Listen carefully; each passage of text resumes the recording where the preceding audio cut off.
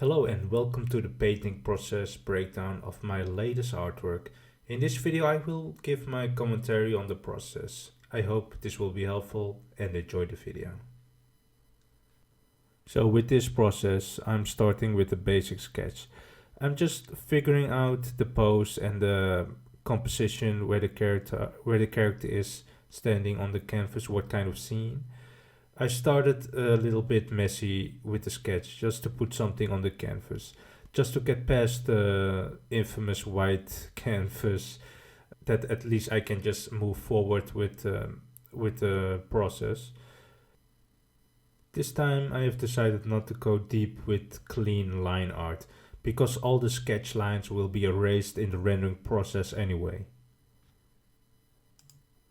But if you are like me, a starting artist, and you're still learning the fundamental things like anatomy and stuff, then being more precise in terms of your sketch will be more helpful in the later process.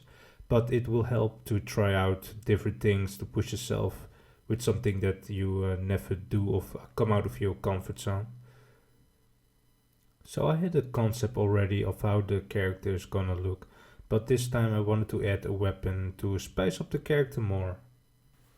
If you got a basic sketch, you can put in some more details when it comes to the face, the features and the clothing. I want to have some more details before I feel ready to move into the value stage. And at this point I also put in some things in the background just to figure out what kind of plans I want to have when it comes to the background. But the background is not really a focus point because it will be very faded and in light. I also made a mistake of merging the sketch layer with the background layer, so later on I'm just gonna fix things because I wanted to have them separately because that's better when it comes to the work process.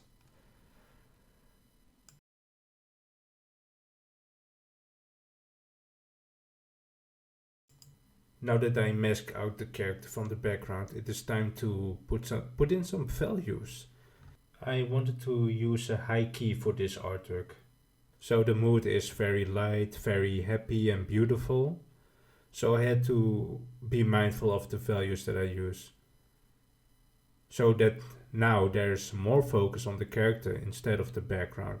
Because the background will be more in light, but also faded in details. I want the most details in the character. The focal points are the wings out of her head and the weapon and her hands, because that's where the source of her power comes from. Now that I look back on my process, I could have spent more time setting up the light details on the character, because my values looked a bit flat. But let's continue with adding some colors to the grayscale.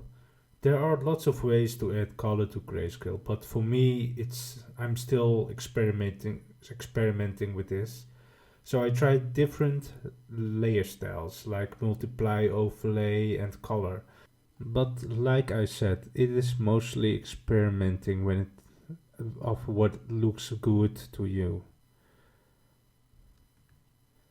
But you have to watch out that you are not jumping too much from your original values, so using the color layer style is mostly the safe option. I can always make a tutorial to explain this kind of process, although I'm still new to it, but I will try.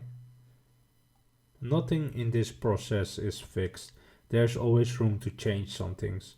If you see a problem in your artwork or things you are not happy with, you can always change it, but the sooner you can fix things in the thumbnail stage, the sketch and the grayscale, the less time you have to spend fixing things if you are deep in the rendering stage. Now that I have combined the sketch layer with the value and color layer, I'm gonna add more saturation in the face, make the skin color less muddy. I'm still learning how I can avoid muddy colors, but adding a bit more saturation mostly fixed it for me. I had to add a bit more shadows to see if the character shape is a bit better. Like I said, I had to spend more time on the value stage to make this process less confusing for me. Now that it's time for rendering, I have resized the artwork to 8K size because now we are done with the thumbnail stage, and this time I do some rendering. Usually I start with the face first because that is mostly the focal focus point of all my artworks. But it's just a habit, I think, and what the focus is for your artwork. Rendering is mostly very repetitive and the longest part of the process. So put some music or a podcast in the background to kind of help you out with the long times that it will take. But I will try my best to share as much of my thinking process when it comes to the rendering stage. While rendering, there comes some ideas in mind that can improve the character looks and stuff. But I'm not worried to apply them because it's still early in the rendering stage. So think of more details in the costume or the character itself that you didn't apply in the sketch. So for example, with this artwork, I'm just trying to make the character more interesting than the past artwork that I made of her. So I'm trying different things like when it comes to her hair or accessories. With the rendering, you can just really focus on quality and just make things look awesome. I'm fixing the pose because it looked very dull. So I wanted to change the camera to focus more on the face and the torso. In terms in terms of storytelling, there was really no reason that she has a weapon or staff because her power comes from her mind and hands. I wanted to get rid of the staff and use her hand more as a gesture. I also changed the pose of the arm because I wanted to have a more like a jazz, like a dash, be ready to use magic kind of gesture when it comes to her using her magic. Like she's ready to use her magic coming out of her hand.